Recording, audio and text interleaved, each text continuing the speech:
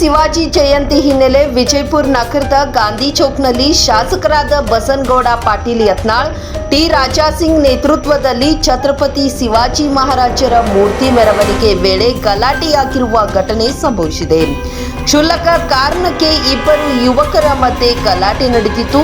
ಈ ವೇಳೆ ಗಲಾಟೆ ಚದುರಿಸಲು ಪೊಲೀಸ್ ಲಾಠಿ ಚಾರ್ಜ್ ಮಾಡಿದ್ದು, ಯುವಕರ ಗುಂಪು ಓಡಿ ಹೋದ ಘಟನೆ ಸಂಭವಿಸಿದೆ. ಪಿಯುಸಿ ಪಾಸಾದವರಿಗೆ ಇಲ್ಲಿದೆ ಸದಾವಕಾಶ.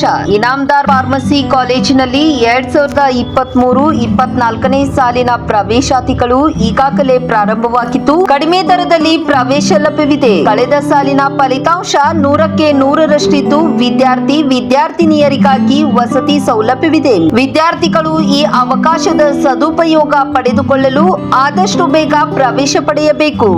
ಇನ್ನು ಕೇವಲ 10 ಸೀಟ್ಗಳು ಮಾತ್ರ ಖಾಲಿ ಇದ್ದು, ಆಸಕ್ತಿ ಉಳ್ಳ ವಿದ್ಯಾರ್ಥಿಗಳು ಕೂಡಲೇ ಅರ್ಜಿ ಸಲ್ಲಿಸಬಹುದು. ಅರ್ಜಿ ಸಲ್ಲಿಸಲು 4/3/2024ರಂದು ಕೊನೆಯ ದಿನವಾಗಿದೆ. ಹಾಗಾದ್ರೆ ಇನ್ನೇಕೆ ತಡ? 9538786786ಗೆ ಅಥವಾ 7338543124ಗೆ ಕರೆ ಮಾಡಿ ಇನ್ನಷ್ಟು ಮಾಹಿತಿಯೊಂದಿಗೆ ಹಿಂದೆ ಪ್ರವೇಶಾತಿ ಪಡೆಯಿರಿ.